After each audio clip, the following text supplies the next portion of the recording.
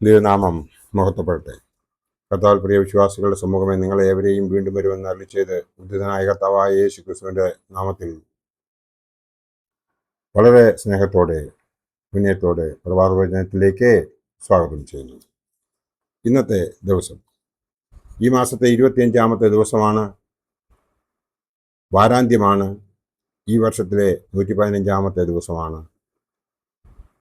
ഉയർപ്പിന് ശേഷം വരുന്ന 21-ാമത്തെ ദിവസമാണ്.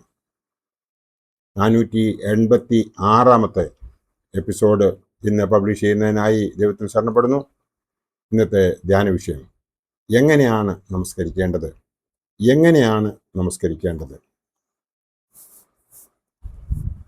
ആഴമേറിയതും സ്ഥായിയായി നിലനിൽക്കുന്നതും ജീവിതത്തെ സമഗ്രമായി രൂപാന്തരപ്പെടുത്തുവാൻ കേൾപ്പുള്ളതുമായ ഒരു ആധ്യാത്മിക പാരമ്പര്യമാണ് സ്തുതി ചുവാക്കപ്പെട്ട പരിശുദ്ധ സഭ നമ്മെ ഭരമേൽപ്പിച്ചിരിക്കുന്നത്. ആത്മശരീരങ്ങളെ ശുദ്ധീകരിക്കുന്നതിന് നോമ്പ്, നമസ്കാരം, ഉപവാസം മുതലായ വ്രതാനുഷ്ഠാനങ്ങൾ പരിശീലിക്കുവാനും പ്രാർത്ഥന, മനോഗുണ പ്രവർത്തികൾ എന്നിവ ക്രമമായി നിവർത്തിക്കുവാനും സഭ നമ്മെ പഠിപ്പിക്കുന്നു. ദുർവിചാരങ്ങളെ വെടിഞ്ഞും പ്രലോഭനങ്ങളെ അതിജീവിച്ചും കൊണ്ട് വിശുദ്ധിയിൽ ഒരു പടിയെങ്കിലും മുന്നേറുവാൻ മേൽപ്പറഞ്ഞ ചിട്ടകളും ആചാരാനുഷ്ഠാനങ്ങളും ഉപകരിക്കും. പിതാക്കന്മാർ നമ്മെ പഠിപ്പിച്ചിട്ടുള്ള പ്രാർത്ഥനകളെല്ലാം ഈ വിധത്തിലുള്ള ഒരു ജീവിത രീതിയാണ് നമ്മെ ഓരോരുത്തരെയും പഠിപ്പിക്കുന്നത്.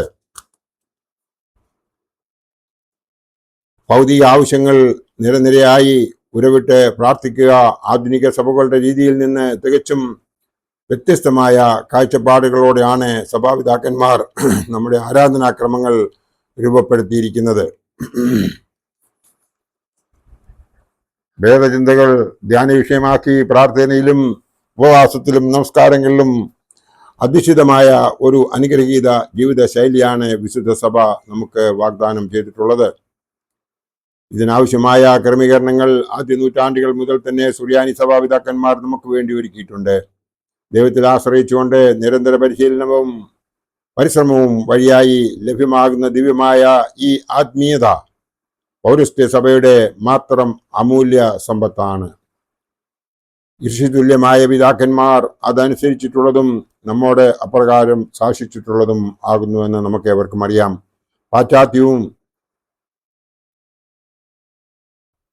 പൗരസ്ത്യവും തമ്മിലുള്ള വ്യത്യാസവും ഇങ്ങനെയുള്ള പ്രാർത്ഥനയിൽ നിന്നുമാണ് എന്ന് നമുക്ക് ഏവർക്കും അറിയാം. പ്രപഞ്ചവും ജീവജാലങ്ങളും ഉൾപ്പെടെയുള്ള ഒരു വലിയ സമൂഹം തങ്ങളുടെ സൃഷ്ടാവിനെ മഹത്വപ്പെടുത്തുന്ന പ്രക്രിയയാണ് ആരാധന. അത് ദൈവത്തെ സ്വാധീനിക്കുവാൻ വേണ്ടിയല്ല, ദൈവ ജീവനിൽ സജീവ പങ്കാളിത്തവും ദൈവകൃപയുടെ അനുഭവ സാക്ഷാത്കാരവും ഉറപ്പാക്കുന്നതിന് വേണ്ടിയാണ്. ദൈവത്തിൻ്റെ കരങ്ങളിൽ അമർന്ന് നിർവൃതിയിലെത്തുന്നതാണ് യഥാർത്ഥമായ ആരാധന. സർവശക്തനായ പിതാവിന് സ്തുതിയും സ്തോത്രവും അനവരതം കരയേറ്റിക്കൊണ്ട് അവനോടുകൂടെ അചഞ്ചലമായ വിധേയത്വവും വിളംബരവും ചെയ്യുന്ന പ്രകടനമാണ് ആരാധന എന്ന് നമുക്ക് അറിയാം. സ്വർഗീയ ഗണങ്ങളോടൊരുമിച്ച് കർത്താവിനെ പാടിപ്പുകഴ്ത്തുകയാണ് ആ പ്രക്രിയയാണ് ആരാധന. അനശ്വരമായ സൃഷ്ടാവിൻ്റെ മഹിമയെ നശ്വര സൃഷ്ടിയായ മനുഷ്യൻ പ്രകീർത്തിച്ച് പാടുന്നതാണ് ആരാധന.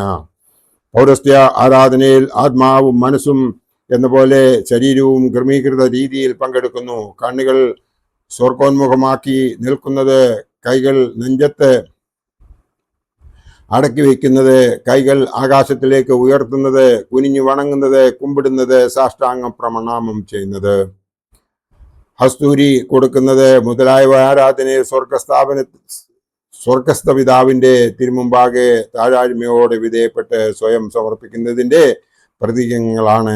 ഈ അംഗവിക്ഷേപങ്ങൾ ആരാധനയെ ചലനാത്മകവും അർത്ഥസമ്പൂർണവുമാക്കി തീർക്കുന്നു.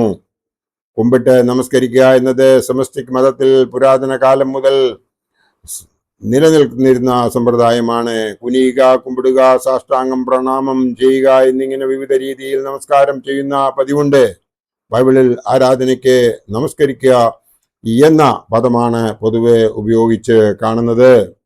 മനുഷ്യൻ ആത്മതപനം ചെയ്ത് ഉപവസിക്കേണ്ടുന്ന രീതി വിവരിക്കുന്ന വേദഭാഗമാണ് യെശയ്യാ പ്രവചനത്തിന്റെ 58-ാം അധ്യായം. അതിന്റെ 5-ാം വാക്യത്തിൽ തലയെ വേഴത്തെ പോലെ കുനിക്കുക എന്നാവശ്യപ്പെടുന്നു. ഈജിപ്തിലെ നൈൽ തീരത്തും യോർദാൻ നദീതീരത്തിലെ ചതുപ്പ് നിലങ്ങളിലും ധാരാളം വരുന്ന ഒരു ചെടിയാണ് വേഴം. ഇത് ഞാങ്ങണ വർഗത്തിൽപ്പെട്ടതാണ്. തലപ്പുകൾ വളഞ്ഞ് വെള്ളത്തിൽ മുട്ടിക്കിടക്കുന്ന വേഴം കുനിഞ്ഞ് നമസ്കരിക്കുകയാണെന്നാണ് നമുക്ക് തോന്നിപ്പോകും. നമ്മുടെ നെൽവയലുകളിൽ കൊയ്ത്ത് കാലമാകുമ്പോഴേക്കും പഴുത്ത ഭാഗമായി സ്വർണ്ണ പ്രഭയുള്ള നെൽക്കതിർ കുലകൾ തലപ്പുകൾ കുനിച്ച് കുമ്പിട്ട് വണങ്ങി നിൽക്കുന്ന മനോഹര ദൃശ്യം പഴയ തലമുറയിലുള്ളവർക്ക് അയവിറക്കുവാനുള്ള ഓർമ്മ മാത്രമായി മാറിക്കൊണ്ടിരിക്കുന്ന കാലത്താണ് നാം ഓരോരുത്തരും ജീവിക്കുന്നത്. ആരാധന രീതി എന്തായിരിക്കണമെന്ന് വ്യക്തമാക്കുന്ന ബൈബിൾ കാഴ്ചപ്പാട് അനേകം സന്ദർഭങ്ങളിൽ രേഖപ്പെടുത്തിയിട്ടുണ്ട്. ഉൽപ്പത്തി 24-26 അപ്പോൾ ആ മനുഷ്യൻ കുനിഞ്ഞ് യഹോവയെ നമസ്കരിച്ചു. പുറപ്പാട് 34-8 എന്നാറെ മോശ ബന്ധപ്പെട്ട് യഹോവയെ സാഷ്ടാംഗം വീണ് നമസ്കരിച്ചു. പുറപ്പാട് 4-31 അപ്പോൾ ജനം യഹോവയെ കുമ്പിട്ട് നമസ്കരിച്ചു. 2 ദിനവൃത്താന്തം 29-29 മുതൽ നോക്കുമ്പോൾ യാഗം കഴിഞ്ഞ് തീർന്ന ശേഷം ജനം സന്തോഷത്തോടെ യഹോവയെ സ്തോത്രം ചെയ്തുകൊണ്ട് തലകുനിച്ച് നമസ്കരിച്ചു. ദാനിയേൽ ദൈവത്തിന്റെ ഏറ്റവും പ്രിയ പുരുഷനായിരുന്നു എന്ന് വേദപുസ്തകം സാക്ഷിക്കുന്നു. അവൻ പ്രാർത്ഥിക്കുന്ന രീതി ദാനിയേൽ 6:10 കാണുന്നു. തന്റെ മാളികയുടെ കിളിവാതിൽ യെരൂശലേം ദേവാലയത്തിന് നേരെ തുറന്നിരുന്നു. ദാവീദ് ദിവസവും 3 പ്രാവശ്യം മുട്ടുകുത്തി ദൈവത്തിന്റെ സന്നിധിയിൽ പ്രാർത്ഥിച്ച് സ്തോത്രം ചെയ്തു പോന്നുവെന്ന് ഈ ഭാഗത്ത് വ്യക്തമാക്കിയിരിക്കുന്നു. സങ്കീർത്തനക്കാരൻ പറയുന്നത്, വരുവീൻ നാം അവനെ വണങ്ങി നമസ്കരിക്കുക, നമ്മെ നിർമ്മിച്ച യഹോവയുടെ മുമ്പിൽ മുട്ടുകുത്തുക എന്നാണ്. 95-ാം സങ്കീർത്തനം 6-ാം വാക്യത്തിൽ ഇത് പറയുന്നുണ്ട്.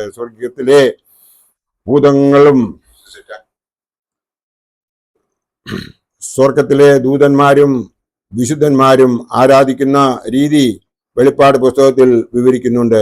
സകല ദൂതന്മാരും സിംഹാസനത്തിന്റെയും മൂപ്പന്മാരുടെയും ജീവികളുടെയും ചുറ്റും നിന്ന് സിംഹാസനത്തിന്റെ മുമ്പിൽ കവിഴ്ന്നു വീണു. നമ്മുടെ ദൈവത്തിന് എന്നേക്കും സ്തുതിയും മഹത്വവും ജ്ഞാനവും സ്തോത്രവും ബഹുമാനവും ശക്തിയും ബലവും ആമേൻ എന്ന് പറഞ്ഞ് ദൈവത്തെ നമസ്കരിച്ചു. ദൈവത്തിന് സ്തോത്രവും മഹത്വവും കൊടുക്കുമ്പോഴൊക്കെയും 24 മൂപ്പന്മാരും സിംഹാസനത്തിന് മുമ്പിൽ ഇരിക്കുന്നവന്റെ മുമ്പിൽ വീണു. എന്നേക്കും ജീവിച്ചിരിക്കുന്നവനെ നമസ്കരിച്ചു എന്ന് വെളിപാട് പുസ്തകം നമ്മെ ഉദ്ബോധിപ്പിക്കുന്നുണ്ട്. വിശുദ്ധ കുർബാനയുടെ പരസ്യ ആരാധനയിൽ കരുണയുള്ള കർത്താവിന്റെ മുമ്പാകെ നമ്മുടെ തലകൾ കുനിക്കണമെന്ന് ശുശ്രൂഷക്കാരൻ ആവശ്യപ്പെടുന്ന 3 സന്ദർഭങ്ങളുണ്ട്. പരിശുദ്ധാത്മാവും ദിവ്യമായ സമാധാനം സ്വീകരിച്ച ശേഷം അണയ്ക്കപ്പെട്ട വിശുദ്ധ രഹസ്യങ്ങൾ കൈക്കൊള്ളുന്നതിന് പിമ്പ് ഇങ്ങനെ സുപ്രധാനമായ 3 ഘട്ടങ്ങളിലാണ് തലകൾ വണക്കി ജനങ്ങൾ ഭയഭക്തിയോട് നിൽക്കേണ്ടത്. ഇത് കൂടാതെ പൗരോഹിത്യസ്ഥാനിയുടെ കൈകളിൽ നിന്ന് വാഴ്വുകൾ, അനുഗ്രഹങ്ങൾ മുതലായവ സ്വീകരിക്കുമ്പോഴും ഹൂസോയ പ്രാപിക്കുമ്പോഴും വണങ്ങി നിൽക്കേണ്ടതാകുന്നു. വിശുദ്ധ കുമ്പസാരം നടത്തുമ്പോൾ പാവമോചനം പ്രാപിക്കേണ്ടയാൾ നിലത്ത് മുട്ടുകുത്തി നിന്ന് തല കുമ്പിട്ട് മൗദ്യോനുസോ പ്രാർത്ഥന ചൊല്ലുകയും പട്ടക്കാരന്റെ ഗുണദോഷ വചനങ്ങൾ കേൾക്കേണ്ടതുമാകുന്നു. യാമപ്രാർത്ഥനകൾ നടത്തുമ്പോൾ സഭാവിശ്വാസികൾ അനുഷ്ഠിക്കേണ്ട ചേഷ്ടകൾ നമസ്കാര ക്രമത്തിൽ വ്യക്തമാക്കിയിട്ടുണ്ട്. പ്രാർത്ഥനകളുടെ ആരംഭമായ കൗമ ചെല്ലുന്ന വിധം ബാമ്പാക്കൊട ക്രമത്തിൽ സ്പഷ്ടമായി എഴുതിയിരിക്കുന്നത് ശ്രദ്ധിക്കുക. പ്രാർത്ഥിക്കുവാൻ കിഴക്കോട്ട് മുഖമായി നിന്ന് നെഞ്ചത്ത് കൈകൾ കെട്ടി നിൽക്കണം. വിശുദ്ധ തീർത്ഥനാമം പറയുന്നിടത്ത് കുരിശ് വരയ്ക്കേണ്ടത് മുറയാകുന്നു എന്ന് അതിൽ കൃത്യമായി എടുത്തു പറഞ്ഞിട്ടുണ്ട്. മുട്ടുകുത്തി കൈകൾ മടക്കി കുത്തി നിലത്ത് തൊടുവിച്ച് കുമ്പിട്ട് എഴുന്നേറ്റ് കുരിശ് വരയ്ക്കണം. കൗമ അവസാനിക്കുന്നത് വരെ നിവർന്നു നിന്ന് കൈകൾ രണ്ടും മലർത്തിപ്പിടിച്ചുകൊണ്ട് ചൊല്ലണം. തല താഴ്ത്തി വന്ദിച്ചുകൊണ്ട് ചൊല്ലണം. ഈ കത്തർ പ്രാർത്ഥന ആരംഭിക്കുമ്പോൾ കണ്ണുകൾ സ്വർഗത്തിലേക്ക് ഉയർത്തി നോക്കണം. എന്നിങ്ങനെ ഓരോ അവസരത്തിലും യോഗ്യമായ വിധത്തിൽ ശരീരം കൂടി പങ്കിടുമ്പോൾ പ്രാർത്ഥന നമസ്കാരമായിത്തീരുന്നു. വിശ്വാസ പ്രമാണത്തിൽ കർത്താവിന്റെ മനുഷ്യാവതാരം ഏറ്റുപറയുന്ന വേളയിൽ 3 പ്രാവശ്യം കുമ്പിട്ട് നാം ബഹുമാനങ്ങൾ പ്രകടിപ്പിക്കുന്നുണ്ട്. കുരിശു വരയ്ക്കുകയും കുമ്പിടുകയും ഒരുമിച്ച് ചെയ്യേണ്ട സന്ദർഭങ്ങളിൽ ആദ്യം കുമ്പിടുകയും പിന്നീട് എഴുന്നേറ്റ് നിന്നെ കുരിശു വരയ്ക്കുകയും എഴുന്നേറ്റ് നിന്ന് കുരിശ് വരിക്കുകയും ചെയ്യേണ്ടതാണ് ശരിയായ രീതിയെന്ന് പിതാക്കന്മാർ പഠിപ്പിക്കുന്നു. നാം പ്രാർത്ഥിക്കേണ്ടത്, കർത്താവേ, ഞങ്ങളുടെ പ്രാർത്ഥന നിന്റെ സന്നിധിയിൽ സുഗന്ധധൂപം പോലെ ഇമ്പമായി ഭവിക്കണമേ. സുഗന്ധധൂപം പോലെ അത് നിന്റെ സന്നിധിയിലേക്ക് ഉയരുമാറാകണമേ. അയോഗ്യമായ ഞങ്ങളുടെ നമസ്കാരങ്ങളും പ്രാർത്ഥനകളും അപേക്ഷകളും സ്തോത്രങ്ങളും പ്രീതിയോടെ കൈക്കൊള്ളുവാൻ എനിക്ക് കരുണ തോന്നണമേ. ആമേൻ എന്നാണ് നാം ഓരോരുത്തരും പ്രാർത്ഥിക്കേണ്ടത്. ഇവിടെ എടുത്തു പറയേണ്ടത്, നാം ഇടപെടാതെ പ്രാർത്ഥിക്കുകയും എല്ലാറ്റിനും സ്തോത്രം ചെയ്യുകയും ചെയ്യുന്നുവെങ്കിൽ ദൈവം നമ്മുടെ പ്രാർത്ഥന സ്വീകരിക്കും. ഇന്ന് ഞാൻ ഇവിടെ പറയുവാൻ ഉദ്ദേശിച്ചത് എങ്ങനെയാണ് നമസ്കരിക്കേണ്ടത് എന്നുള്ളതാണ്. ഹൂദായ കാനൂനിൽ അതിനെക്കുറിച്ച് വളരെ വ്യക്തമായി പറയുന്നുണ്ട്. പാമ്പാക്കോട നമസ്കാരത്തിലും അതിനെക്കുറിച്ച് പറയുന്നുണ്ട്. ഇതൊക്കെയും കൃത്യമായി മനസ്സിലാക്കി നാം അതിൻ പ്രകാരം ചെയ്യുന്നുവെങ്കിൽ അത് പ്രാർത്ഥനയല്ല, നമസ്കാരമായി മാറുമെന്ന് മാത്രം ഓർപ്പിച്ചുകൊണ്ട് എൻ്റെ വാക്കുകൾ ഇവിടെ ഉപസംഹരിക്കട്ടെ. നന്ദി, നമസ്കാരം.